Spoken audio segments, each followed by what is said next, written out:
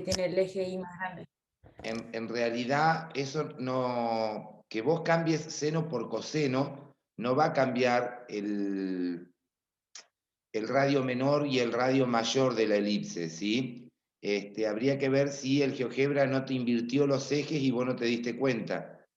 Ah, ¿Me entendés? Porque depende cómo esté armado, porque vos fijate que acá, si yo paso el 2 dividiendo, me queda x dividido 2, sí, independientemente de que si diga seno o coseno, seno queda o x coseno, dividido claro. 2. Sí, Y sí. acá me va a quedar el y dividido 3.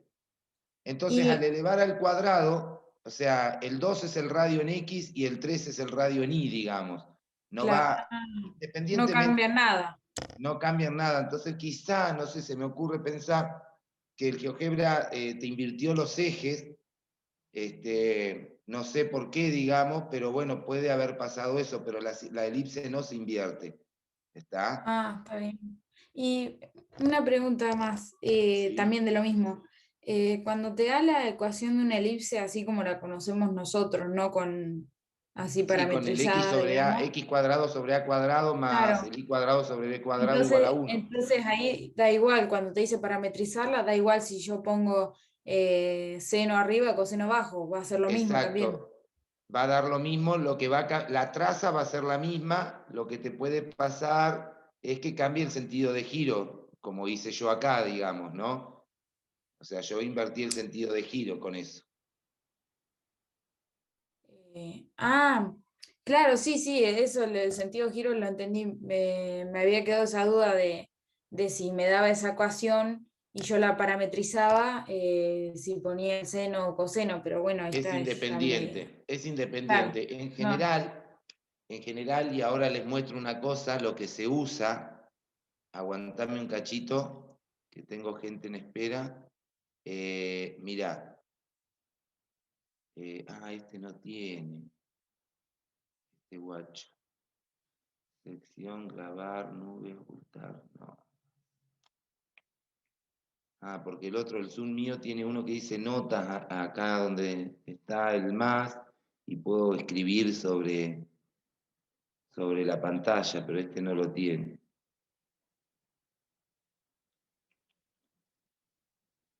Compartir, finalizar, no. Bueno, no importa, voy a dibujar acá y después voy a borrar. En general, lo que se hace es esto, mirá. Si uno piensa en los ejes coordenados y piensa en un punto cualquiera del plano, entonces cuando uno piensa en los ejes coordenados y supongamos que tenemos un puntito en el plano, entonces lo que hacemos es pensar un... Profe, ¿Sí? hay una chica puso que en revisar le sale el lápiz. En revisar. Sí, lo que puso yo. Yo tengo seguridad, participante, votante, poner No, más. profe, del Word.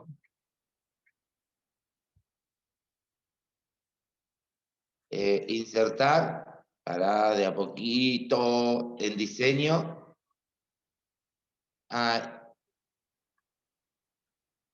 No, está lo azul, profe.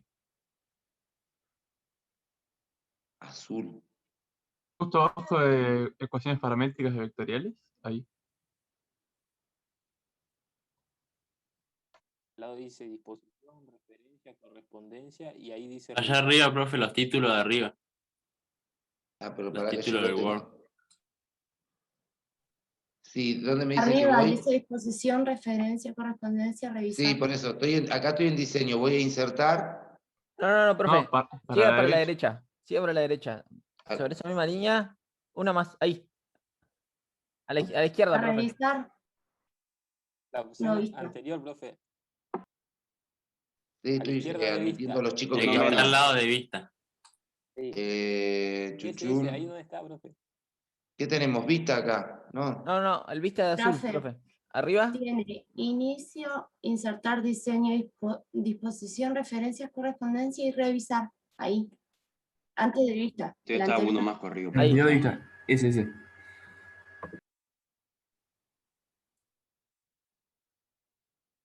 Sí.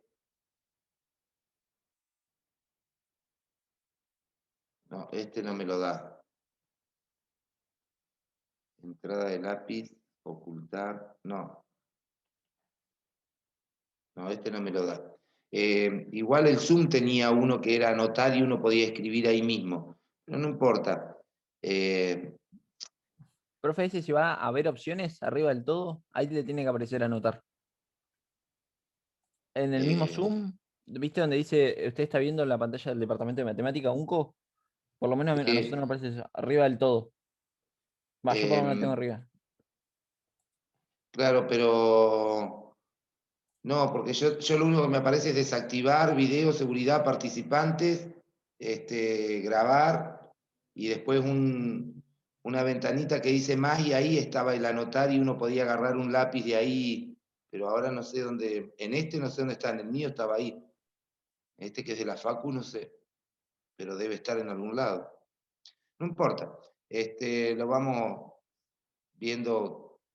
La idea, lo que les decía, chicos, es ¿por qué lo del seno y lo del coseno? En realidad pasa por tener un punto en el plano, tomar un radio vector y medir el ángulo con el semieje positivo de las X, o sea, medir este ángulo. Este es el ángulo tita.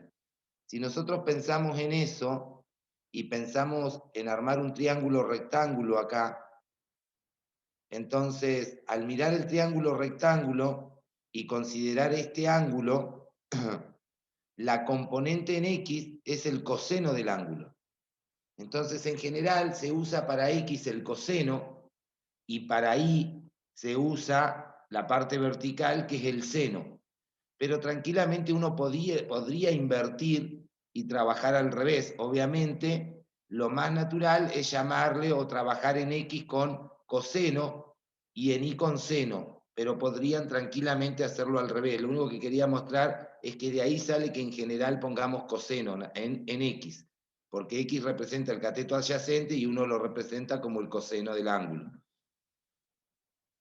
Ya leo el chat. ¿Alguna otra dudita?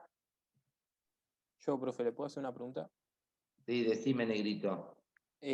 ¿Cómo hago para definir el intervalo cuando no me lo da? Habíamos hablado del dominio, ¿no? Claro, si no te lo da el intervalo, si no está dicho, salvo que lo tengas que armar vos, esa es otra, depende de cómo sea el ejercicio, lo que uno mira es las funciones componentes. Entonces, si vos estás trabajando con una función vectorial de R2, miro la primera componente de la función vectorial, que sería esto, ¿ves? Si yo estoy con una función vectorial que va de un cierto intervalo en R2, entonces tengo dos componentes. Entonces, ¿qué hago? Le miro el dominio a la primera componente, que sería el dominio de, le llamamos X, de la segunda componente que le llamé Y, hago la intersección de esos dominios y ese sería el dominio de la función vectorial. Salvo que vos quieras, no sé, por ejemplo, en una circunferencia, que vos la tengas que armar, y de la circunferencia querés recorrer un cuarto de circunferencia. Entonces ahí tenés que jugar un poquito vos, sentarte, mirar un poquito el t, el parámetro que utilices, en qué intervalo lo vas a poner. Porque eso va a depender mucho, como hablamos el otro día, en el caso, por ejemplo, de la circunferencia o las elipses, del periodo que uno use. Si nosotros usamos periodo 2pi, sabemos que se recorre la onda completa en un intervalo de 0 a 2pi. Si vos querés un cuarto de onda, y bueno, entonces trabajaré con el primer cuadrante y nada más, o con el segundo, o con el tercero, dependiendo de qué tramo de circunferencia es el que querés parametrizar. ¿Se entiende Ah, lo está que bien. digo? Sí, sí, pero para la elipse lo mismo, ¿no? Porque yo tenía Lo, problemas en la circunferencia de la elipse para definir el intervalo. es lo mismo, es exactamente lo mismo. Está ¿Sí? bien. Funciona igual porque tanto la elipse como la circunferencia están armadas con la función seno y coseno, y esas funciones dependen del periodo y dependen del intervalo en el que estés, el tramo que vas a armar, digamos. Así que es exactamente lo mismo. Está ¿Sí? bien. Sí, sí. Gracias, profe. De nada. Bueno, en principio yo le subí los apuntes con los pequeños detalles que vimos la clase pasada porque empecé a modificarlo De hecho, este era un pedacito que le empecé a agregar, pero nosotros estábamos con los finales ayer y tuvimos un problema que cuando fueron a entregar los finales, Pedco se cayó, entonces algunos chicos entregaron por mail, otro por WhatsApp, otro por Pedco y se armó un terrible desorden. La cosa es que ayer a la hora de publicar faltaban 30 notas, así que estuvimos toda la tarde con eso y la mañana tomando examen oral, por eso no modifiqué. Hoy va a pasar lo mismo, yo tengo clase con ustedes y oral a la tarde con los chicos del final, pero ni bien pueda, modifico los pequeños detalles, subo el nuevo archivo y mando por vía Pedco un mail avisándoles que está el archivo nuevo con los pequeños detalles arreglados. ¿Para qué digo esto? Porque los que están en clase lo van a tener en cuenta, los que no están en clase no, pero para que no impriman, porque algunos imprimen las hojas, bueno, no impriman hasta que no dé por finalizado el apunte y pueda sacar la mayor cantidad de detalles posible. ¿Estamos? Pero sí lo van a tener en esta misma semana, el viernes a lo sumo ya va a estar con los detalles que marqué la clase pasada, que era, creo que le faltaba nombre a los ejes en algún lado, y después en algún lado en los ejes decía un 1 cuando era 2, bueno, esos pequeños detalles. Y a este que le agregué algunas cositas, en función de lo que me preguntaron la clase pasada, consideré que se lo podía agregar, así que le iba a agregar algunas cosas ahí. Bien, hecha esa salvedad, entonces arranquemos con lo de hoy. Habíamos trabajado hasta cambiar la orientación de giro en las ecuaciones paramétricas y hacer un cambio de parámetro. Hasta ahí habíamos trabajado. Y vimos este caso de R3, que era más trabajoso. Yo se los presenté cómo podíamos llegar a pensar un ejercicio siempre que el ejercicio sea amigable, porque ya en R3 las cosas se nos escapan bastante de las manos, por lo menos por ahora. Más adelante vamos a ir viendo más cosas que nos van a permitir hacer un análisis más profundo y con más solidez, ¿sí? Por ahora no.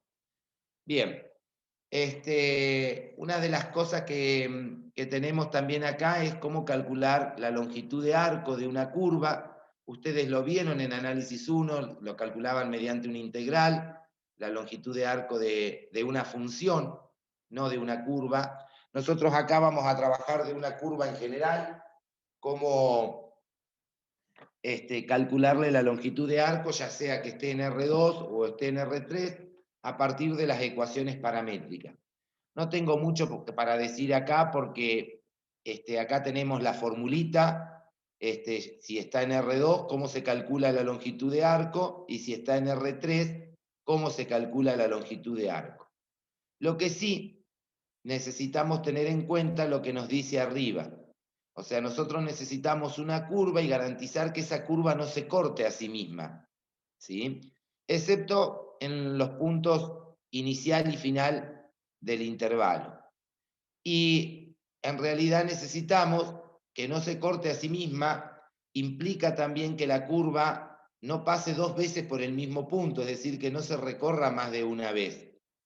Entonces, el hecho de decir que no se corte a sí misma me está diciendo que para diferentes valores de t no pase por el mismo punto. Y que no pase por el mismo punto puede ser interpretado como un punto simplemente, entonces la curva es como que hace un rulo y vuelve a pasar por un determinado lugar, pero también podría ser que se corte a sí misma en infinitos puntos, como podría ser un segmento de recta, y entonces la partícula va y vuelve. Si va y vuelve en ese intervalo, entonces la longitud de arco no es el recorrido que hizo de ir y volver, sería la mitad, solamente ir o solamente volver. Entonces hay que tener en cuenta eso a la hora de calcular una longitud de arco. Profe, ¿Sí? ¿puede aceptar a una amiga que está esperando? Sí, ya. Admito. Gracias. Ahí está. Gracias, Negri, por avisar. Entonces les decía que tenemos que tener en cuenta esas cositas para no calcular más longitud de la que tiene la curva. Una cosa es la longitud de la curva y otra cosa diferente es si la partícula fue y volvió, o en una circunferencia, supónganse que la circunferencia está parametrizada de tal manera que en un intervalo da 4 vueltas, entonces se cortó a sí misma en infinitos puntos y 4 veces. Bueno, hay que tener en cuenta eso, porque si no las ecuaciones no van a dar la longitud de la curva, sino que van a dar, por decirlo, la distancia que recorrió la partícula, ¿sí? O sea, no les va a dar la longitud real. Acá yo les presenté un ejemplito en forma genérica, puse una circunferencia donde llamé en forma general, puse R para cualquier R, ¿sí? Pero puse tanto en XR como en INR, entonces estoy pensando en una circunferencia donde puse seno de t y coseno de t. Como decíamos recién, eso lo único que va a hacer es que se gire en un sentido o en otro. No me importa porque lo que quiero es la longitud de arco. Y fíjense que la función seno y coseno tienen periodo 2pi, y le puse yo que esté definida en el intervalo de 2pi. Entonces yo ya sé que la estoy recorriendo una única vez y que se corta a sí misma justamente en el punto inicial y final. O sea que no importa porque un punto no va a sumar ni restar. Y lo único que hice es aplicar la formulita, en este caso para R2, me dice derivar a x respecto de t y elevarlo al cuadrado. Entonces derivo a x respecto de t y me quedó r coseno de t. Derivo a y respecto de t y me va a quedar menos r seno de t. Elevamos al cuadrado esas derivadas e integro en el intervalo de 0 a 2pi y el resultado final me da 2pi por el radio. Que el radio va a depender de qué radio le demos y entonces ahí me estaría dando la longitud de la circunferencia. Me olvidé de grabar, ya grabo, sí. Gracias. Bien. El video de la clase pasada se salvó, o sea, se convirtió completo. Lo que pasa es que no lo... O sea, me puse a trabajar con las otras cosas y lo dejé, pero lo tengo que subir al Drive y subirles el link a ustedes. Pero por lo menos ese video va a estar, ¿sí? Pero sí tardó la conversión como media hora. Pues terminan siendo muy pesados, ese es el problema. Bueno, listo con lo de longitud de arco, no tiene más que eso, solamente ser cuidadosos, asegurarse de que se recorre una única vez en el intervalo de integración para realmente calcular la longitud de arco y no el espacio recorrido por una partícula, ¿sí?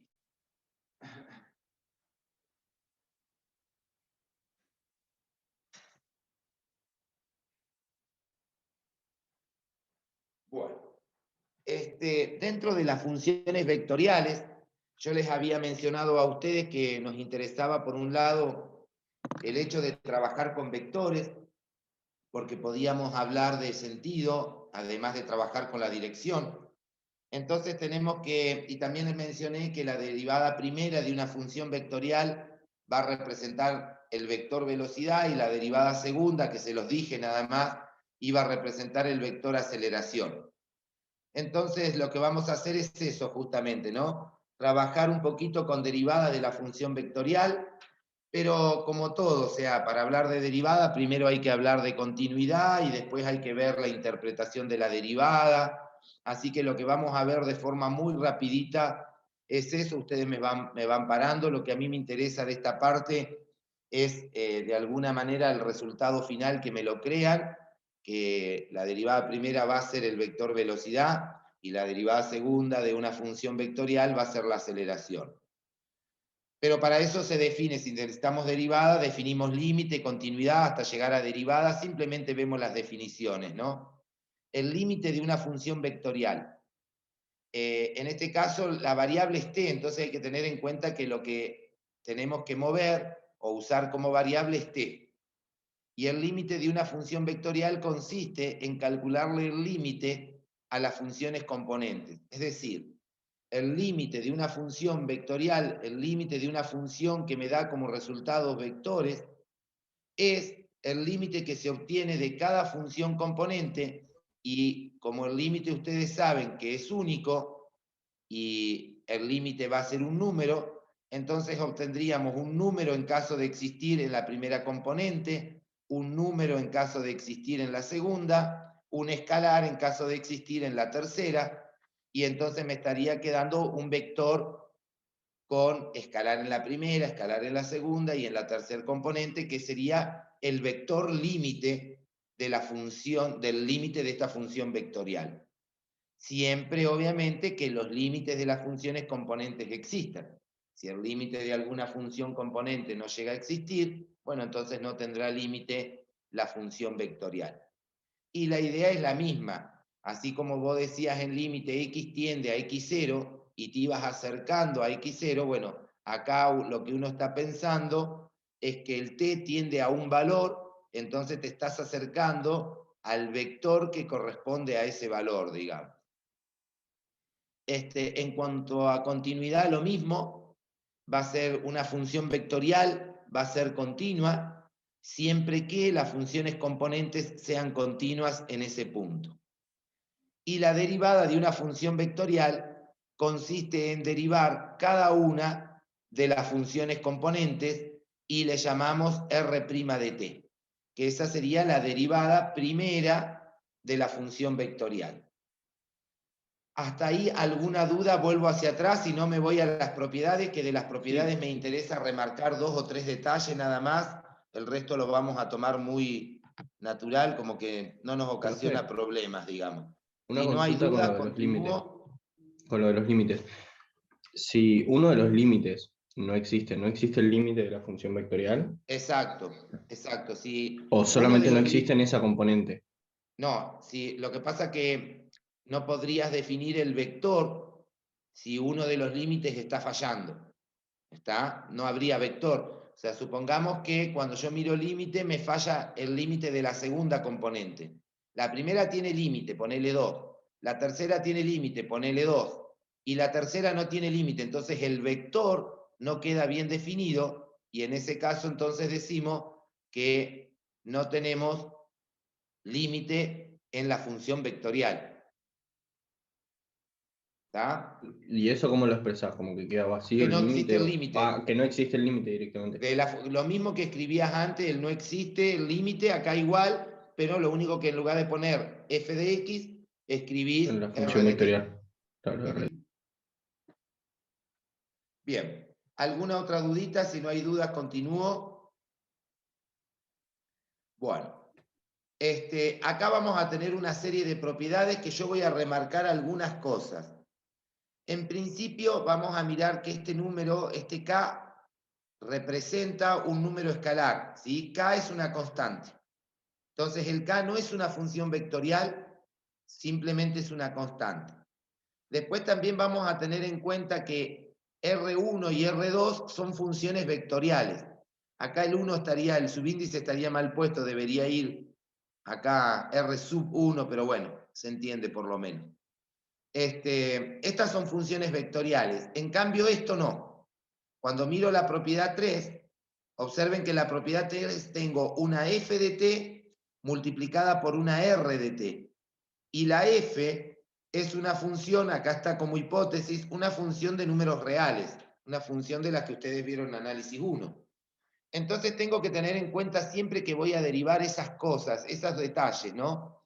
El k me representa una constante, acá estoy derivando la suma de funciones vectoriales, acá estoy derivando un producto, sí, pero de una función que es escalar por una función que es vectorial.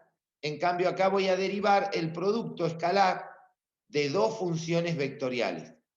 Entonces hay que tener cuidado con eso. Miremos lo siguiente.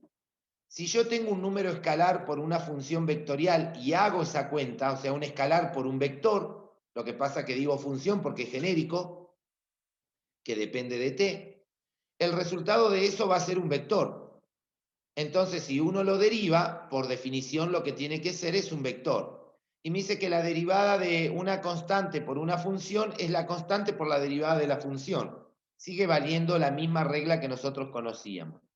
La derivada de suma o resta, suma algebraica de funciones vectoriales, es sumar algebraicamente la derivada de la primera con la derivada de la segunda. Ahora, si tenemos una función escalar multiplicada por una función vectorial, entonces vale la regla del producto, decimos la derivada del primero, que sería derivar una función real, multiplicada por el segundo sin derivar, más el primero sin derivar, por la derivada de la función vectorial. Y si tenés el producto de dos funciones, el producto escalar de dos funciones vectoriales, entonces vale también la regla del producto, pero la única diferencia con respecto a la propiedad 3, de la propiedad 4, si la comparo con la propiedad 3, es que si vos tenés una función vectorial que está multiplicando escalarmente por otra función vectorial, entonces si yo hago el producto, esto no me da un vector, esto me da un escalar. Por lo tanto, si lo derivo, debería darme una función que sea una función real. Y observen que está bien, porque acá tengo el producto de dos vectores. Esto me daría una función, más el producto de otro vector, o sea que me daría otra función real. Si sumo esas funciones reales, entonces me termina dando el resultado final, una función real. Y la derivada de una composición. Vamos a usar para derivar la composición, siempre que las derivadas existan, obviamente, está escrito arriba que las derivadas tienen que existir, la misma regla que usábamos como regla de la cadena en análisis 1. Derivamos la de afuera, que ahí está R' escrito, por R' evaluado en la función interna por la función interna derivada. Y de todas estas propiedades, esta, la propiedad 6, es nueva y nos trae problemas.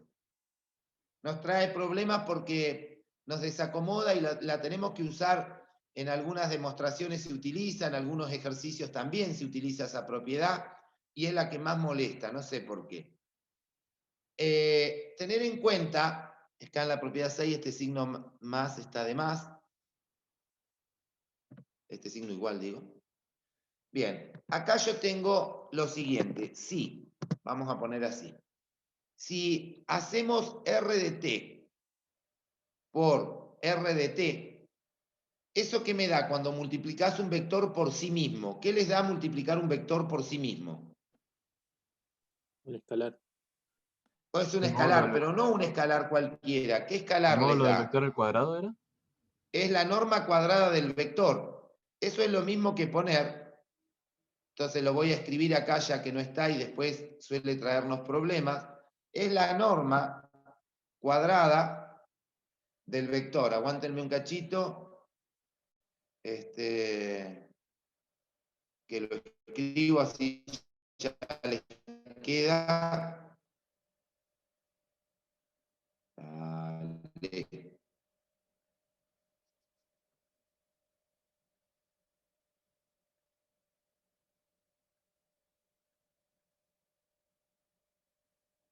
Es la norma cuadrada del vector. Entonces, si vos tenés un vector que no varíe en norma, o sea que la norma cuadrada me dé constante, pero para todo t, ese es el tema. Y ahí por ahí es donde a ustedes les suele molestar.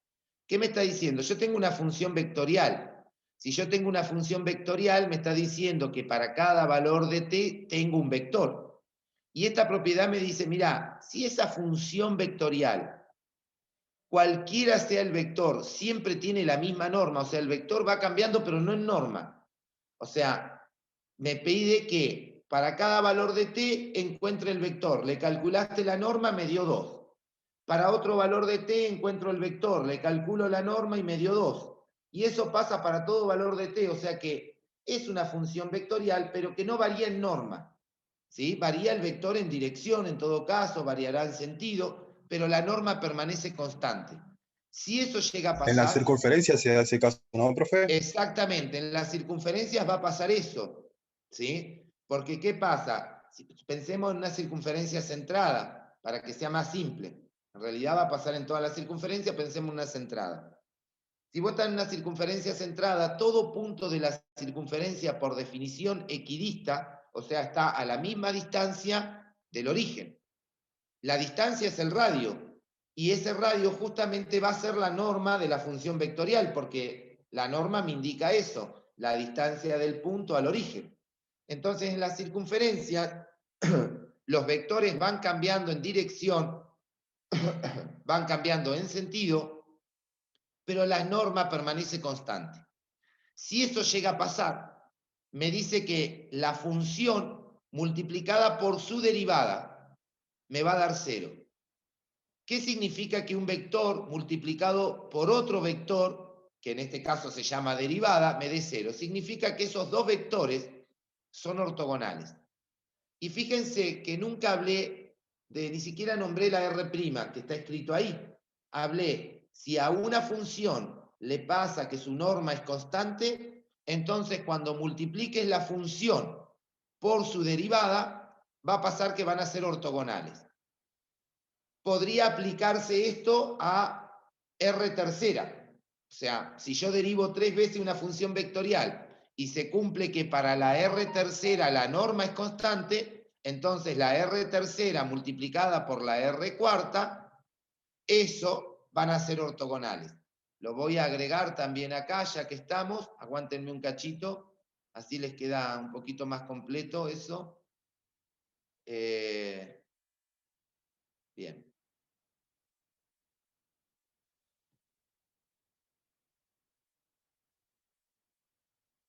Aguántenme, porque encima estoy tarado. No sé si me parece que no me desperté hoy. Entonces lo que estaría diciendo es que la R de t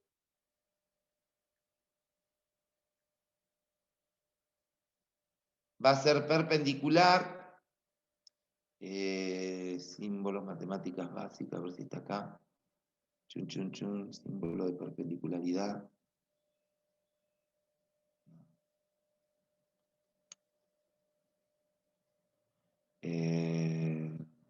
Geometría. Acá. Va a ser perpendicular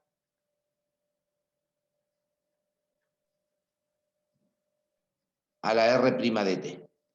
Entonces lo que te está diciendo, si hablamos de la R de t, me está diciendo si vos tenés una función posición cuya norma es constante, entonces la posición y la velocidad van a ser ortogonales. Pero también es aplicable, les decía yo, no a la R', sino podría ser aplicable a la R tercera. O sea, si esta propiedad, que eso es lo que por ahí cuesta, se lo aplicara a la función derivada primera, me estaría diciendo, si la R' es de norma constante, entonces la R' multiplicada por su derivada, que sería la R segunda, van a ser ortogonales. Y eso es re importante porque en cuestión de movimiento lo que te está diciendo es que la velocidad y la aceleración son ortogonales. ¿Y qué significa que la velocidad y la aceleración sean ortogonales? Que no hay aceleración en el sentido del movimiento. O sea que el movimiento ese va a trabajar con velocidad constante, eso es lo que me está diciendo. Entonces va a ser importante después que ustedes lo apliquen. Vuelvo hacia atrás en lo que necesiten en esa propiedad antes de avanzar. Hoy la clase no es tan larga, así que podemos explayarnos un poquito. Profe, ¿puede Sí. volver a repetir la propiedad 4 de nuevo, por favor? La propiedad 4 es la derivada de un producto, pero de dos vectores, ¿sí? De dos funciones vectoriales. La regla es simple porque como es un producto lo asociamos con la regla del producto, que en este caso vale, me dice la derivada del primero por el segundo sin derivar, más el primero sin derivar por la derivada del segundo. Pero lo que yo les aclaraba era lo siguiente, que si yo miro acá, antes de derivar, miro el producto, es el producto de dos vectores. Cuando vos multiplicás dos vectores, ¿qué me da? Un escalar. O sea que si yo multiplico la R1 con la R2 de t, me está dando una función escalar. Por lo tanto, su derivada tiene que ser una función escalar.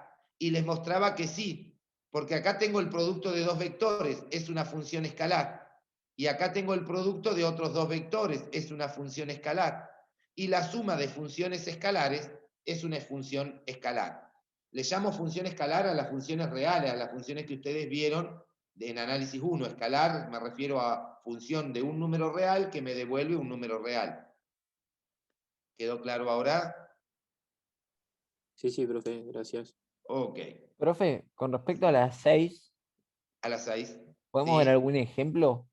Sí, ahora vamos a ver, pero básicamente lo que yo les quiero decir de las 6 es lo siguiente, ¿no? Esta es una propiedad que lo que nos trae como inconveniente es que solemos mirarlo solo para la R. Y si yo la copiara esta propiedad, entonces les voy a ver si se entiende lo que quiero decir. Vamos a ponerlo acá abajo. Voy a poner una observación, que es lo mismo, ¿no? Apliquemos la propiedad 6 a la función vectorial. Y ahora aguántenme un cachito. A la función vectorial esta.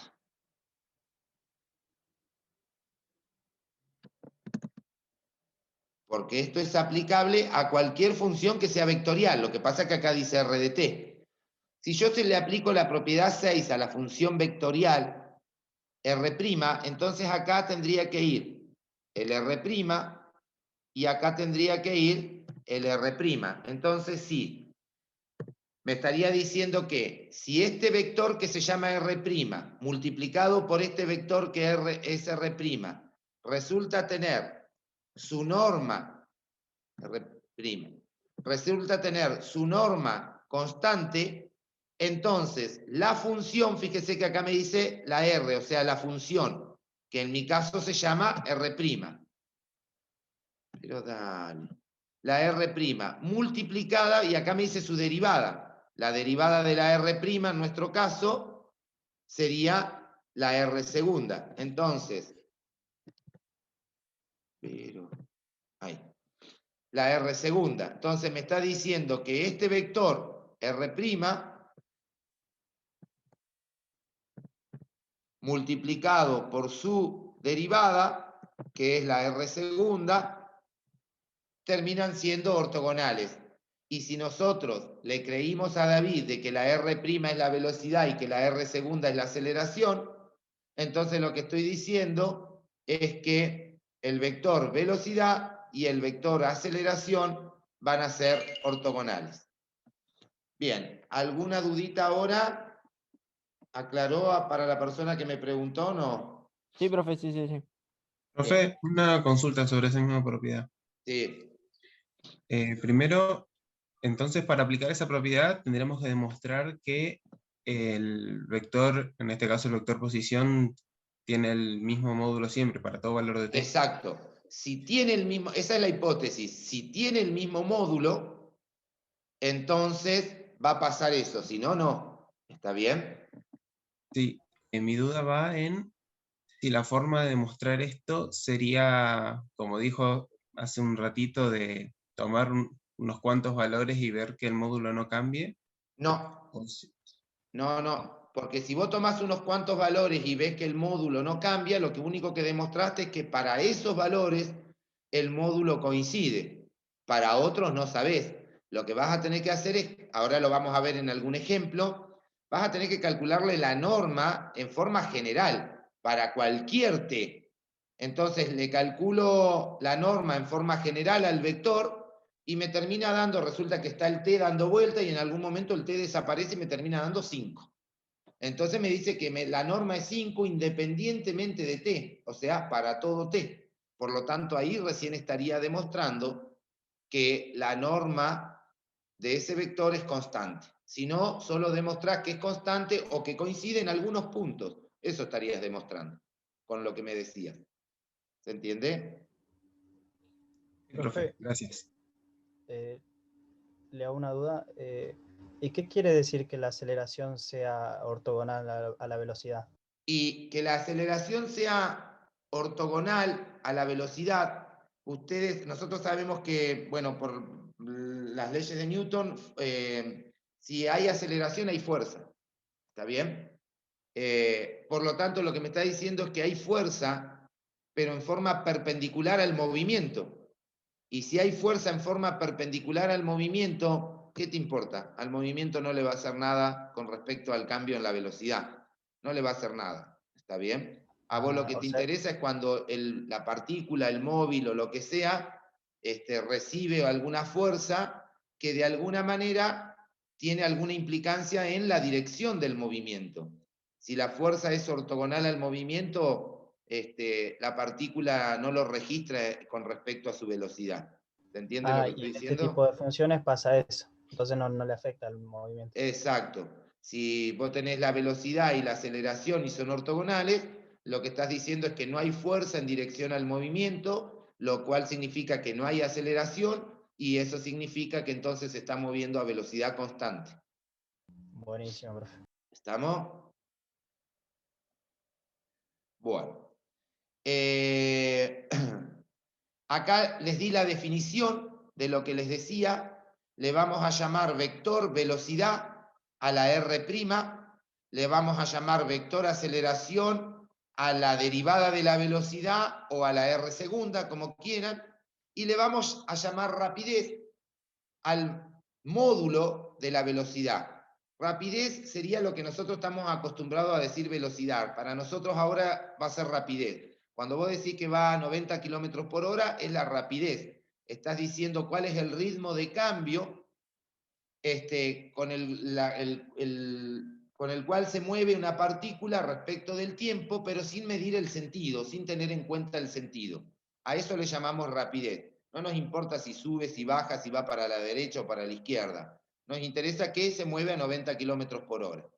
Ahora, cuando miro el vector, que es la velocidad, entonces lo que estoy mirando es justamente el sentido en el cual se está moviendo la partícula. Son, para nosotros ahora, entonces, vamos a empezar a diferenciar esas cosas, ¿sí? Una cosa es la velocidad, otra cosa es la rapidez, ¿sí? Bueno, acá planteé un ejemplo, calcular la velocidad, la aceleración y la rapidez de una partícula que se mueve a lo largo de una curva plana. Acá puse la curva plana y me pide graficar en el instante en que t es igual a pi sobre 2 los tres vectores: el vector posición, el vector velocidad y el vector aceleración.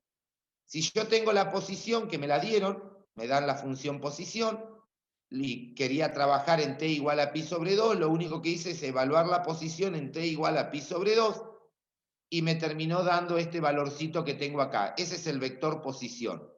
Voy a controlar las cuentas por si hay algún errorcito. Si es pi sobre 2 me va a quedar pi sobre 4, y el seno de pi sobre 4 es raíz de 2 sobre 2 multiplicado por el 2, esto está bien. Controlo por si hay algún error de cuenta, digamos. Ahora me pedía la velocidad, entonces ¿qué hago? Derivo al vector posición, b de t. Cuando lo derivo, el 2 queda, y ahora derivo el seno de t sobre 2, que va a ser coseno de t sobre 2 multiplicado por t sobre 2 derivado, que es un medio. Ahora derivo la segunda componente, el 2 queda, derivo el coseno de la cosa. El coseno de la cosa es menos el seno de la cosa por la cosa derivada, que es un medio, y ahí tengo el vector velocidad. Acomodé un poquito, acá tengo el vector velocidad escrito un poquito más sencillo, y ahora lo evalué al vector velocidad, ya no está más la t, está el pi sobre 2, evalué en pi sobre 2, reemplacé pi sobre 2 en t acá, y reemplacé pi sobre 2 en este otro t, hice las cuentitas, y me quedó que este es el vector velocidad. Y por último, esto también se puede arreglar, ¿no? Podría sacar este paréntesis, insertar, ecuación, vamos acá, vamos a poner paréntesis así, edición, cortar, así queda el paréntesis grande. Y lo mismo acá, vamos a sacar este paréntesis feo. Vamos a poner este.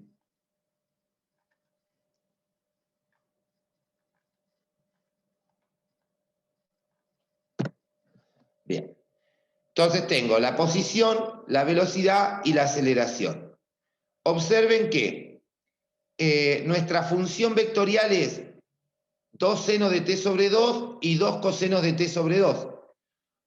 O sea que es una circunferencia de radio 2, ¿sí? Porque tengo el seno, el coseno y tiene el mismo radio, o sea que es una circunferencia. No me dicen el t dónde se mueve, entonces considero que el t se mueve en los reales, por lo tanto la circunferencia la partícula va a estar girando sobre esta circunferencia infinitamente. Y ahora lo que hice es pararme en el instante t igual a pi sobre 2, o sea, ¿en qué posición estoy? La posición es esa. En ese punto grafiqué la velocidad, que es el vector verde, y grafiqué el vector aceleración. Yo lo grafiqué. En ningún momento hice ninguna verificación ni chequeé nada. Pero si nosotros miramos el vector velocidad y la aceleración, fíjense, si los multiplicamos, nos va a dar que son ortogonales. Entonces el vector verde y el vector gris me tendrían que haber quedado ortogonales en el dibujo, ¿sí? Además de eso, si multiplico la velocidad y multiplico la aceleración, también terminan siendo vectores ortogonales. Por lo tanto, la aceleración, que es el vector rojo, tiene que ser ortogonal a la velocidad. Pero si el vector rojo es ortogonal a la velocidad, entonces tiene que ser colineal con la posición. Y podría estar en el mismo sentido de la posición o en sentido opuesto. Bueno, yo lo dibujé y me quedó en sentido opuesto. Y está bien que sea en sentido opuesto, porque si tuviese en el mismo sentido que la posición, tenés una aceleración hacia afuera, o sea, la partícula no podría girar. Es como que la partícula va a salir despedida de la circunferencia. Tenés que tener una aceleración hacia adentro, es decir, una fuerza hacia adentro, que haga que la partícula se mantenga girando sobre la curva, porque si estuviese hacia afuera se iría de la curva, ¿sí?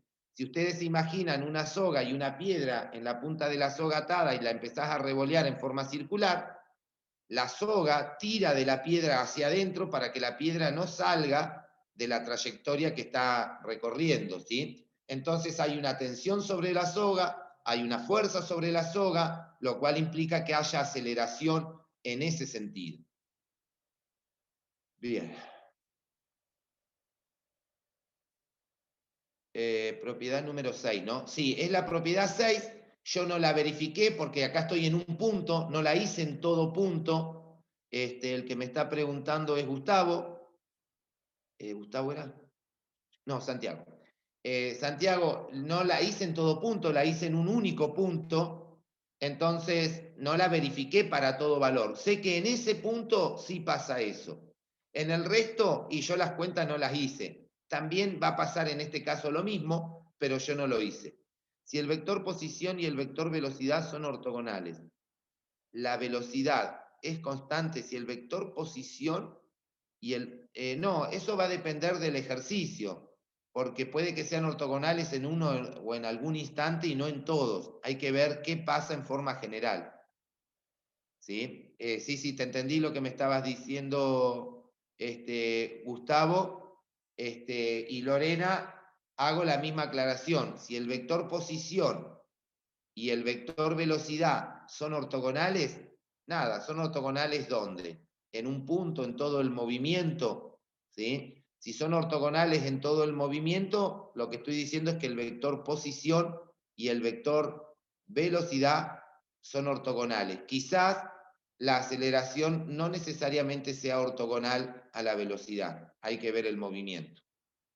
No lo podría asegurar. Profe, yo tengo una duda ahí. Yo tengo un montón de dudas. Entre ellas, ¿dónde anda mi mujer? ¿Dónde anda mi señora que se fue anoche? No, mentira. Dale. Profe, le iba a preguntar por el gráfico anterior. El punto P, ¿qué es el punto P ahí? El punto P es la posición en ese instante. En t igual a pi sobre 2, me dice que la posición me la da este vector. Y ese vector yo lo dibujé acá con el gris. Entonces puse el puntito como que la partícula está en ese punto, en ese instante. Ah, bien, bien, bien. Claro, yo me ¿Estamos? confundía porque como decía pi sobre 2 pensé que tenía que estar como más arriba, digamos. No, pero pi sobre 2 no es el ángulo del vector. Pi sobre Claro. 2 es el instante. Es como decir, es como decir, no, es decir, 3,14 dividido 2 en ese tiempo. No es el Claro. ángulo, ¿sí? No es el ángulo del radio vector. Es el instante t igual a 2 segundos, t igual a 3, bueno, t igual a pi sobre 2. El pi lo estoy mirando como 3,14.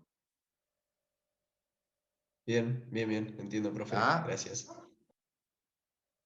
Bueno, esperen que miro el chat un cachito.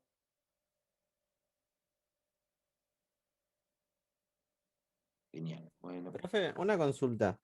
Con respecto a cuando saquemos la velocidad o la aceleración, ¿eso nos puede dar un indicio para dónde se mueve la circunferencia en este caso? Totalmente. Si la velocidad está en este sentido como el vector verde, Quiere decir que va para ese lado la circunferencia. claro, ¿no? es imposible que la partícula suba. Si la partícula Exactamente. subiera, la velocidad tendría que tener por lo menos una componente en el sentido vertical hacia arriba. Acá la velocidad tiene una componente en sentido horizontal y una componente en sentido vertical hacia abajo. Te obliga a que la partícula esté bajando. ¿Sí? Ahí, por ejemplo, tenés otra estrategia para ver el sentido de giro. Claro, eso es lo que ¿Sí? pensaba yo. Buenísimo, Claro, profe. lo que Gracias. pasa que con que vos mires la velocidad en un instante, sabés que en ese instante la partícula está girando, en este caso, en sentido horario. Pero nosotros vimos que no va a pasar acá en la circunferencia porque no es posible, pero nosotros vimos que podía ser que una partícula vaya y vuelva. Entonces la agarraste en un instante con una velocidad y el otro no lo miraste. Entonces decía, sube. Sí, en un tramo del intervalo o del tiempo considerado sube. En otro tramo baja, pero vos no lo miraste. ¿Se entiende? Entonces hay que ser muy cuidadoso ahí. Sí, sí, hay que tener en cuenta todo. Claro, o sea que por ahí conviene mirar el sentido del movimiento desde el lugar que habíamos visto antes, lo cual no significa que no puedas usar esto, ¿sí? Pero lo que te estoy mostrando es que mirar en un solo punto, y si vos me lo das así, y yo te voy a decir, che, y si pasaba esto, se me escapó. Bueno, entonces te bajo 3 puntos. ¿Está? Bueno. Nada, acá hice las observaciones que les dije recién, listo, ya está. Bueno, y ahora vamos a definir, y acá termino con la parte de hoy, vamos a definir para las curvas lo que es el vector tangente y el vector normal. Resulta que si yo estoy en un punto de una curva cualquiera, un vector tangente podría ir en dirección al movimiento o podría ir en sentido opuesto al movimiento. Hay dos vectores tangentes. Entonces nosotros vamos a definir un tangente. Y lo mismo pasa con el normal. Podría tener un vector que sea perpendicular a este hacia afuera o perpendicular al verde hacia adentro. Bueno, vamos a llamar normal a un vector en particular. ¿Está? No a cualquiera de los dos. Está claro que vectores tangentes a una curva en un punto hay dos. El verde y uno en sentido opuesto. Y vectores aceleración o vectores normales va a haber dos, uno hacia adentro y otro hacia afuera. Vamos a ver cómo hacemos y cómo definimos esos vectores realmente. ¿Por qué? Para que cuando yo hable de vector tangente, vos y yo todos entendamos de qué estamos hablando, si no, algunos vamos a estar hablando de un vector tangente y el otro de otro vector tangente, y lo mismo nos pasaría con el vector normal. Entonces vamos a definir eso y vamos a ver cómo se pueden calcular. Porque resulta que el cálculo del vector tangente y del vector normal suelen ser tediosos. No es algo que en cuentas sea rápido de hacer, en muchos casos sí, en otros no. Entonces vamos a ver algunas herramientas. Y ni hablar si estoy en R3. Porque imagínate una curva en el espacio, un pedazo de alambre retorcido. Entonces te parás en un punto y tenés vectores tangentes y vectores normales, tenés muchos. Entonces hay que dar un vector tangente y hay que dar un vector normal y hay que ver a qué se le llama vector tangente y vector normal. Bien, cortamos acá 5 minutitos y volvemos, ¿sí? 5 minutitos y vuelvo. ¿Estamos, Bueno, chicos? profe. Bueno. Ok, profe.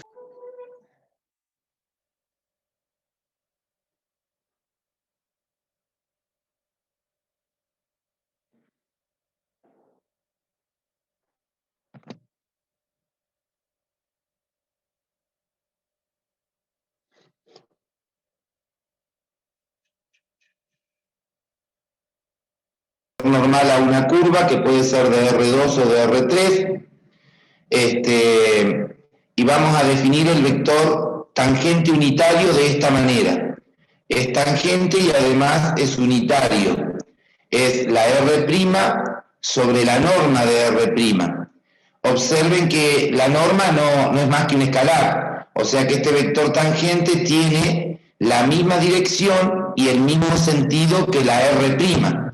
Y la R' es la velocidad, por lo tanto el tangente unitario está definido en esa dirección y el mismo sentido que la velocidad. Por lo tanto, en nuestro dibujito que teníamos hoy en verde, el tangente sería en la dirección de este vector verde, pero de norma 1, ¿sí? Sería la velocidad normalizada.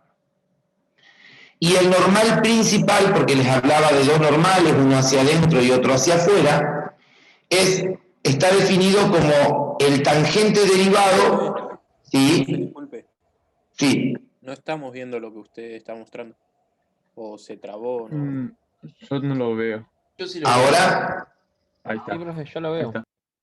Lo único ¿Está? que se escucha como medio saturado, profe, usted. Ah, O sea, sí, no... eso Chun, chun. ¿Ahora sí, chicos? Escucha re fuerte. Bueno, no tanto, Ahora pero- se ve, sí. Bien.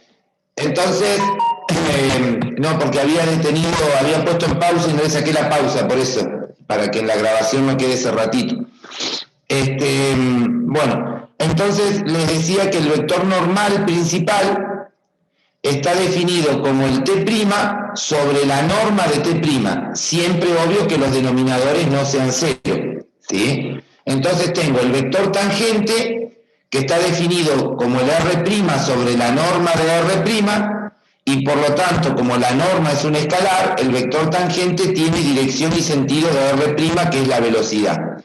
Y el normal principal es un vector de norma 1, pero que tiene la dirección del T', siempre que el T' sea distinto de cero. ¿Está bien? Profe, no se le Profe. escucha muy bien. Se ¿Cómo? escucha como muy saturado, muy fuerte. ¿Puede bajar su volumen, profe? ¿Bajarlo? Capaz que está Creo muy que cerca del micrófono, pero se le escucha resaturado. ¿Y hoy no, cuando estábamos hablando? No, Claro, profe, hoy hoy no. se escuchaba re bien. Va, porque no toqué nada y estoy igual en la misma posición. ¿Pero no le subió el volumen a la compu? No toqué nada. No toqué nada. ¿Sigue escuchándose saturado ahí? Sí, profe, se escucha Sí, igual. profe. Se escucha como los que pasan vendiendo verdura en la calle, que pasan con el megáfono. ¿En Ah. serio? Bueno, ahora entonces si empiezo a... Profe, ¿no se le habrá cambiado de micrófono, capaz? No sé si... No toqué nada. No. Esperá un cachito. Chun, chun, chun.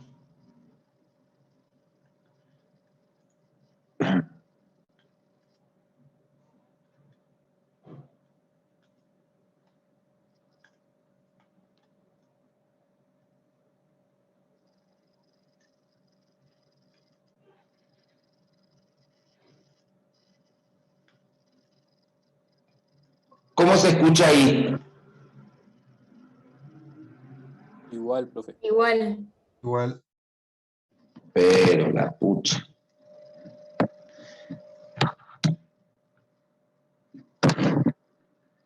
No tengo nada para hacer, che. Ahí se escucha mejor. Se escucha mejor, profe. ¿Acá se escucha mejor? ¿Ahí se escucha mejor? No creo que sea un tema de posición, profe, igual, ¿No tendrá auriculares, profe? No tengo auriculares puestos. No están conectados. Claro, quizás se escucha A ver ahí. auriculares. Capaz si habla más bajito puede ser. Estoy acostumbrado a gritarle a mi mujer por eso. Bueno.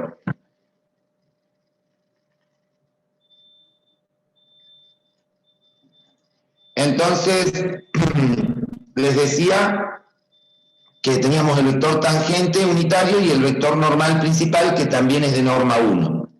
Vamos a ver cómo se puede calcular O sea, ¿cómo podemos trabajar con esto? Porque fíjense qué cuentas habría que hacer.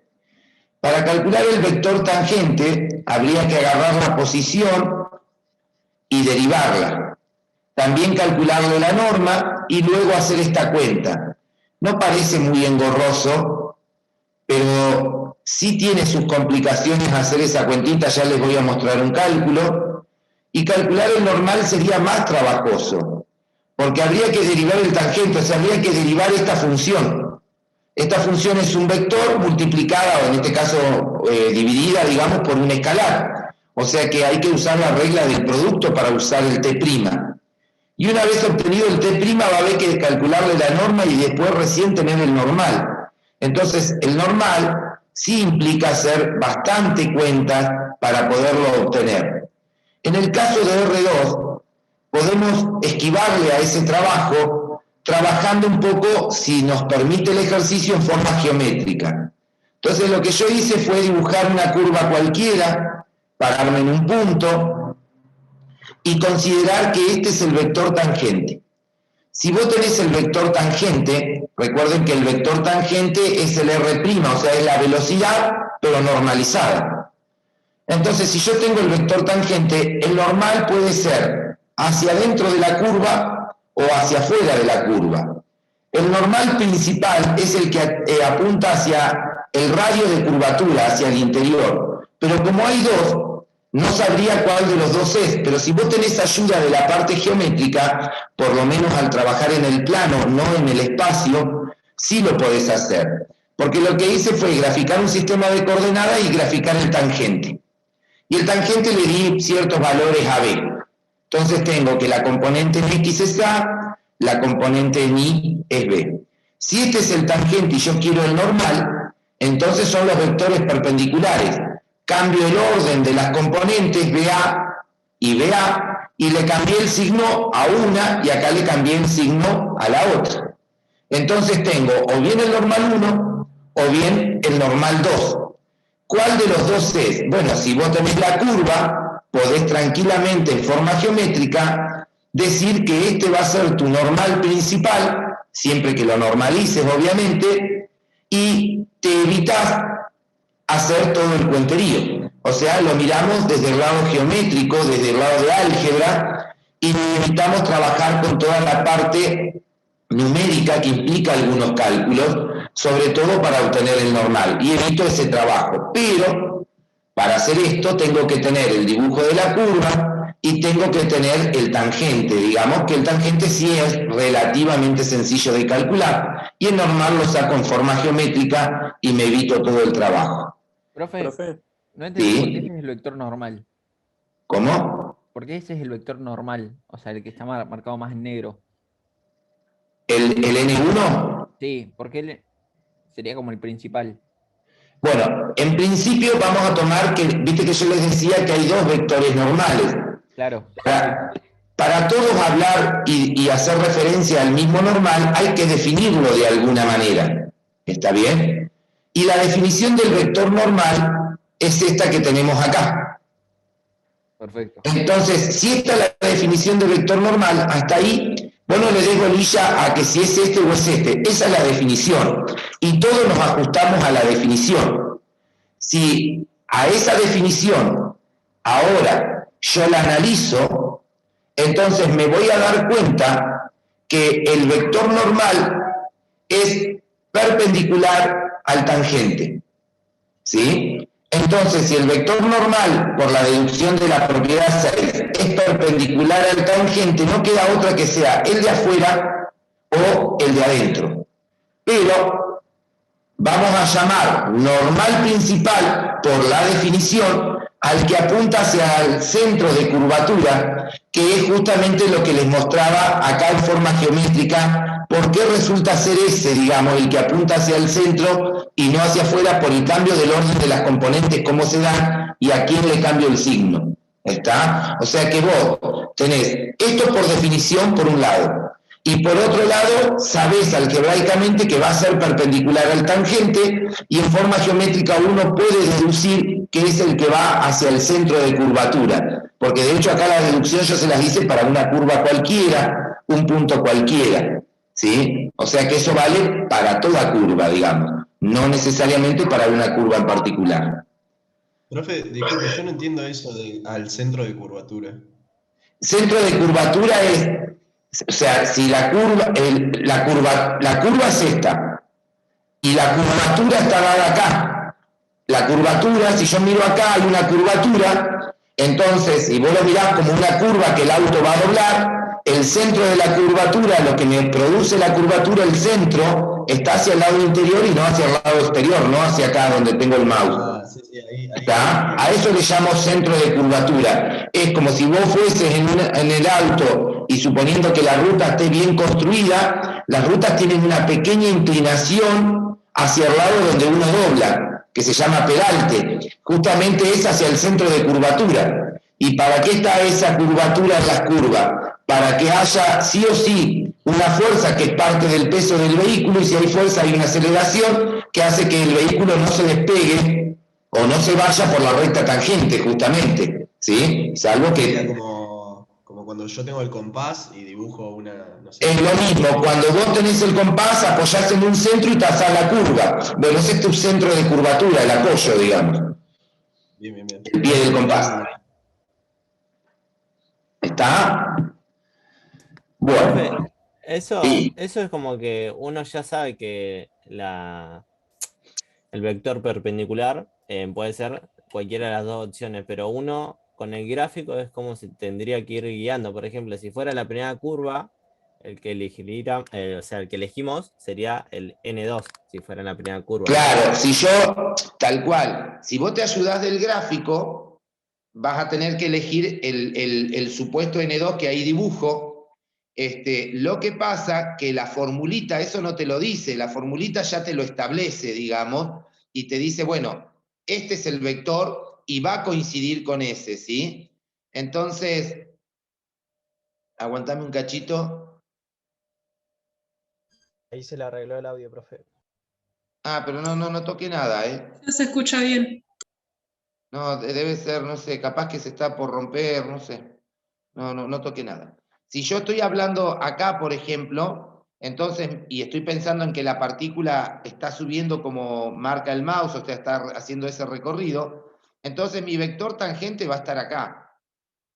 Pero si tu vector tangente es ese, entonces tu vector normal va hacia el centro de curvatura, o sea que tu vector normal tendría que estar en forma ortogonal al tangente y hacia el interior, hacia acá. ¿Está? En ese caso, ese sería el normal principal. Norma 1 y perpendicular al tangente. Bueno. Profe. Sí. ¿Por qué el tangente tiene esa dirección y no puede tener la otra? El tangente, la dirección te la da la definición, porque el tangente está definido como la R' sobre la norma. La norma, no, o sea, es un número, por lo tanto la norma no va a influir en cuanto a la dirección del tangente.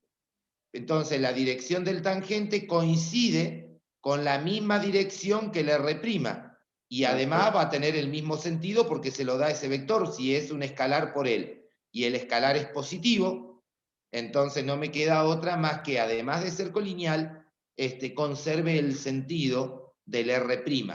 ¿Está? Entonces, si vos tenés una partícula girando, el R' tiene que estar en esa dirección, no puede estar al revés, porque si no iría al revés la partícula, que es lo que hablábamos hoy. ¿Se entiende? Sí, ahora sí, profe, gracias. Ok. Si dijera el ejercicio que le cambiemos la dirección... ¿La orientación? O sea, la orientación de la curva, y sí sería el... Y vas a tener, claro, vas a cambiar la orientación, y al cambiar la orientación te va a cambiar, por ejemplo, en este punto, el tangente no va a ser va a ser el opuesto, pero el normal va a seguir siendo el mismo, porque tiene que apuntar hacia el centro de curvatura. Claro, sí, ese va a seguir siendo el mismo. Claro, y el ese otro no puede cambiar. Me va a quedar con un signo negativo de alguna de las cuentas, ¿no? Exacto. Y sí, porque vos fíjate que justamente cambiar la orientación nosotros le llamamos la menos curva. Y la menos curva es ponerle un menos justamente a la parametrización en algún sentido, digamos. Ese menos es el que va a influir después.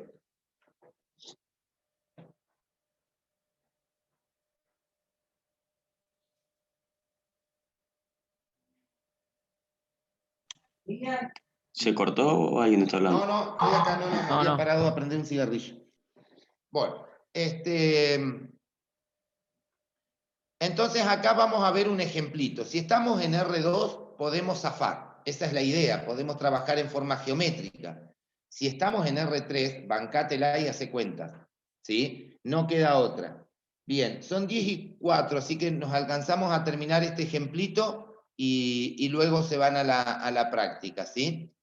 Bueno, tengo una función vectorial, 3t, 2t cuadrado y t definido en ese intervalo. No sé ni qué curva es, pero esa es la función vectorial.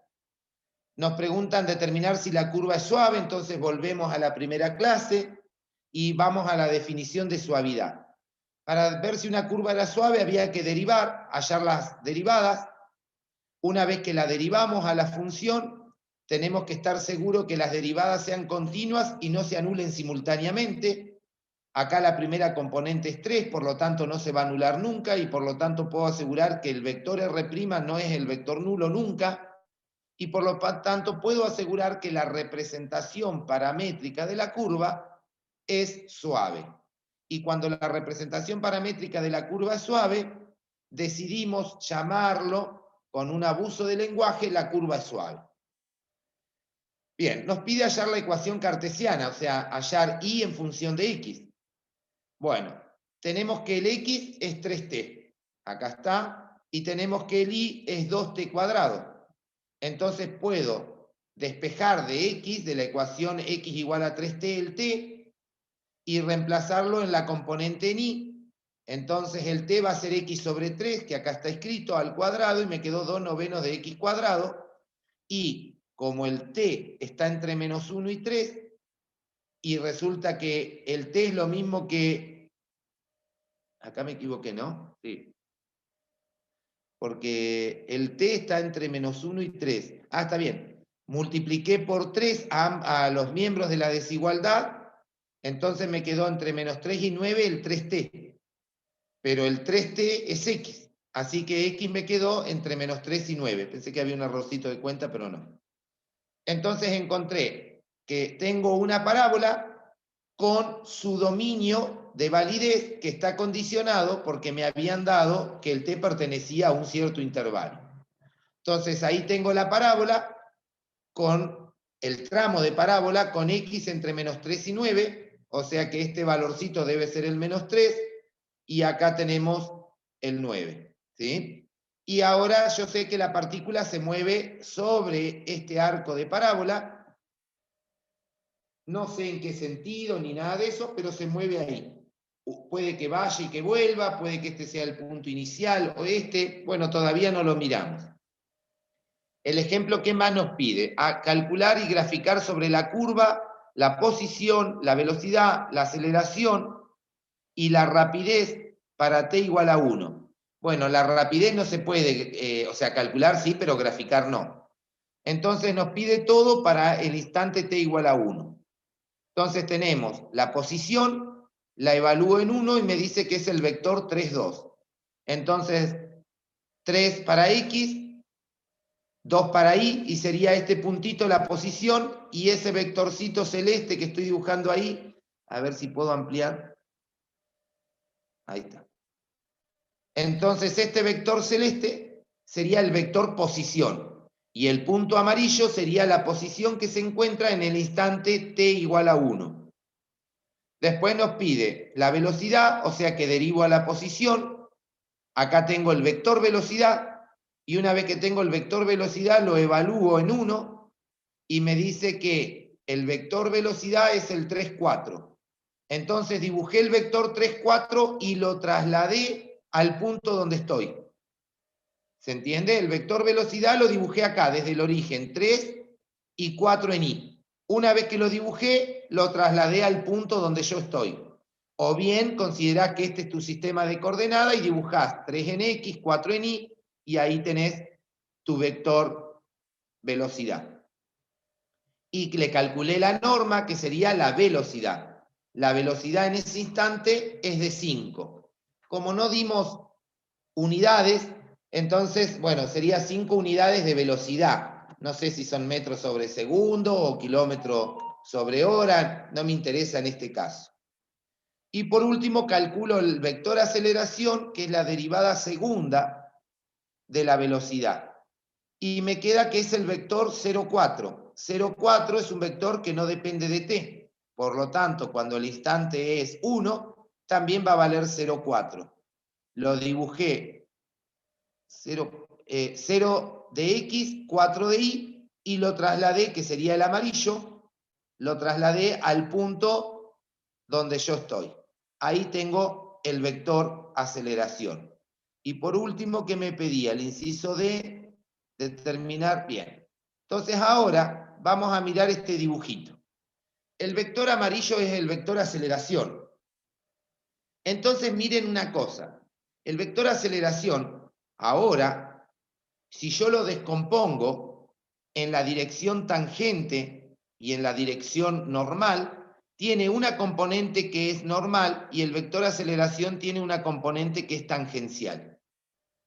Entonces, este movimiento, por lo menos en este instante, me está diciendo que tiene aceleración tanto tangencial como aceleración normal. Si hay aceleración tangencial, hay aceleración en un determinado sentido, en una determinada dirección, perdón. Aceleración significa que si el movimiento está acelerado, significa que la velocidad va a cambiar en esa dirección, tiene que ir cambiando porque hay aceleración. No sé si va a aumentar o va a disminuir, va a haber aceleración, que puede ser una aceleración, por decirlo de alguna manera, positiva, que significa que la velocidad va a ir incrementando su tamaño, o podría ser una aceleración negativa, o sea, opuesta a la velocidad, lo cual nos estaría diciendo que la velocidad va a ir disminuyendo o que el móvil o que la partícula se está frenando. Y en el sentido tangencial también. En el sentido tangencial tengo una aceleración, o sea que hay una fuerza, y esa fuerza en el sentido tangencial es la que me permite que el punto amarillo no se vaya por la tangente. Y esa fuerza podrá variar o no, esa aceleración podrá variar o no, dependiendo de cómo se mueva la partícula. En este caso, evidentemente, nosotros vamos a tener que, si observamos, el vector velocidad es este. Y el vector velocidad depende del instante, o sea, para un instante tengo un vector velocidad, para otro tengo otro, o sea que el vector velocidad está cambiando en dirección y está cambiando el módulo. Está cambiando las dos cosas, va a cambiar la norma de la velocidad y va a cambiar la velocidad en el sentido, por lo tanto la aceleración también. Tiene que haber aceleración todo el tiempo que me permita ese cambio, tanto en norma como en dirección. Entonces, la aceleración nosotros vamos a aprender a descomponerla en dos, lo que sería la aceleración tangencial y lo que sería la aceleración normal. Va a haber movimientos en los cuales no haya aceleración de un tipo o del otro tipo, pero nosotros tenemos que aprender a determinar, por un lado, el vector aceleración y por otro lado, ese vector aceleración, qué efecto tiene en la dirección tangencial y qué efecto tiene en la dirección normal. ¿Hasta ahí está claro lo que dije? Clic, clic. Sí, profe. Sí, profe. Sí, profe.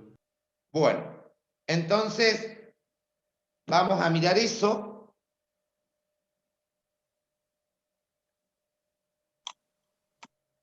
Acá están hechas las cuentas del vector tangente, las cuentas que como estaba definido arriba, el vector tangente y el vector normal, acá están hechas todas las cuentitas, ¿sí?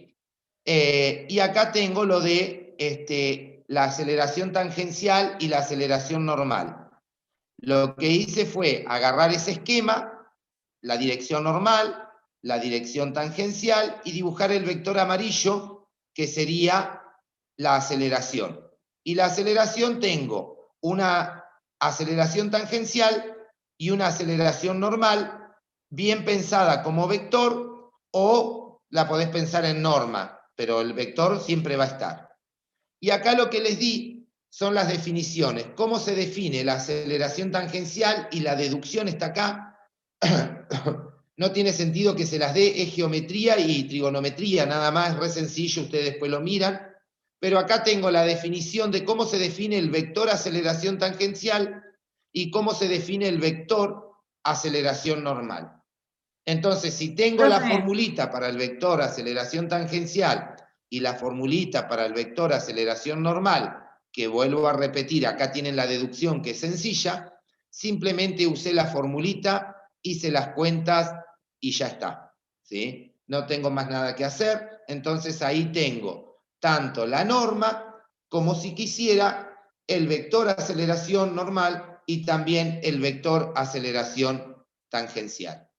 Les dejo y yo lo que quiero es que ustedes miren esto, porque esto suele traerles inconvenientes, nos confunde, entonces estaría bueno la clase que viene, de hecho por eso no lo doy, que lo discutamos un poquito, si 2 o 3 lo miran y empiezan a tener problemas, no, pero mira acá, no, pero mira allá, bueno, es por ahí lo importante, ¿no?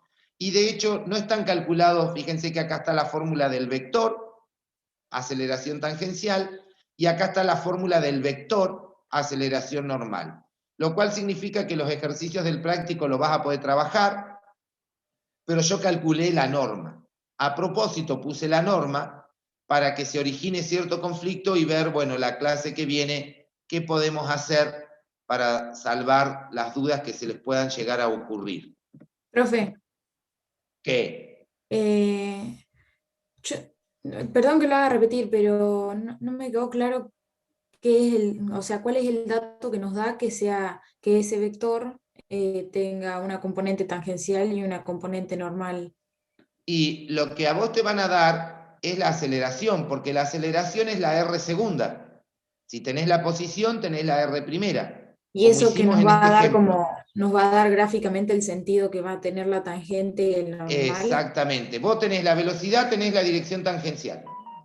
Tenés la aceleración, entonces se puede dibujar la aceleración que en nuestro dibujito, esperen un cachito, que en nuestro dibujito la aceleración era el vector amarillo. Entonces, si tenés el vector amarillo y tenés la dirección tangencial, entonces yo lo único que hice es descomponer un vector en la dirección del tangente y descomponer el vector en la dirección normal. Y a eso le llamé aceleración tangencial y aceleración normal. Y no di la deducción porque, bueno, es álgebra y es geometría, no tiene mucho, es sencilla, digamos, ustedes después la miran, pero es descomponer o proyectar un vector sobre la dirección del tangente y proyectar el vector sobre la dirección normal. Pero el vector amarillo vos lo tenés porque es es la aceleración, que es la R segunda. ¿Se entiende, Negrita? Sí, sí, perfecto. Ahora sí me cerró la idea, gracias. De nada. Bien, listo con eso. Estamos, yo voy a ver, yo puse ejemplos de R2, porque en la carpeta mía tengo un ejemplo de R3, pero el ejemplo de R3, trabajarlo analíticamente, creo que me llevaba como una hojita completa, una hojita de los dos lados y parte de la carilla, porque calcular el vector tangente y el normal realmente se pone tedioso. No sé si vale la pena ponerlo o no, porque me voy en cuentas y pierdo el sentido. Creo que por eso lo he sacado, pero bueno, cualquier cosa, recuerden que yo el viernes voy a subir este archivo de nuevo con las pequeñas modificaciones que fui haciendo y les mandaré un mail vía Pedco avisándoles que el archivo que ya subí, lo tiré y puse el nuevo. ¿Está? Entonces ese sería el que ustedes podrían, en caso de querer imprimirlo, y si no, bueno, les queda con los pequeños detalles que hubieron arreglados. ¿Sí? Y también, no hoy, porque ni bien termino, ya tengo que arrancar con los orales, la grabación de ambas clases, de la clase pasada, como también de esta clase. ¿Estamos, chicos? Profe, y una consulta, ¿la clase que viene va a seguir para seguir explicando el TP1? Claro, la clase que viene lo que voy a explicar es movimiento de un proyectil. todo lo que tenga que ver del trabajo práctico con movimiento de un proyectil, eso no fue dado. Eso me lleva muy poquito tiempo, me lleva más tiempo dar los ejemplos que la deducción teórica, el argumento teórico del tema, pero bueno, ya podemos empezar con la otra teoría también. ¿Está? O sea, profe, no podríamos terminar el práctico. La parte del práctico, déjame volver a mirarlo, ya te digo. Del 13 en adelante no se puede hacer. Aguantame un cachitín para no decirles cosas que después estén mal. 2020, trabajo segundo cuatrimestre, no, ahí no está. El primero, a ver si lo tengo. Actas, resoluciones. Cursada 2019, tampoco. 2018, ¿dónde estaba? Si yo lo tenía el otro día. Cursada 2020, TP, acá. TP1.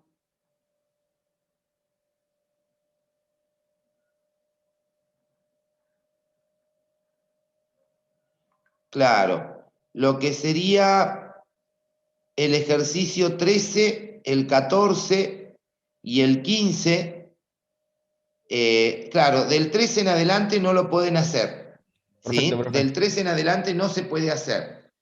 El ejercicio 16, 17, 18, o sea, del 16 en adelante, es un temita que nosotros no lo vamos a ver ahora, lo vamos a ver después. O sea, ustedes van a poder resolver de este trabajo práctico hasta el ejercicio 15, cuando yo termine la teoría. Por ahora pueden resolver hasta el 12 inclusive. Igual ¿Sí? en la PEDCO está el TP1 hasta el 15 nomás. No hay Buenísimo, más lo nada. subieron modificado ya, porque esto lo doy después yo. Listo, viste que yo entré a otro año, digamos, así que bárbaro, no hay problema. O sea, ustedes están en la misma, digamos, no pueden resolver ni el 13, ni el 14, ni el 15. ¿Estamos, chicos? Listo, profe. Lo que yo voy a hacer, Genial. lo que yo voy a hacer es lo siguiente, voy a subir el viernes a más tardar, ¿sí? Si lo puedo hacer mañana jueves, lo hago. El viernes a más tardar la teoría de la clase que viene, esto de tiro oblicuo. Entonces alguno, si lo quiere mirar, ya lo puede mirar y listo. ¿Estamos, chicos? Porque a su vez también me habían pedido que subiera las teorías, a ver si las podía subir antes. Bueno, en la medida que me dé, lo voy a hacer. ¿Estamos? Dale, Bien. profe. Listo, chicos, por hoy entonces.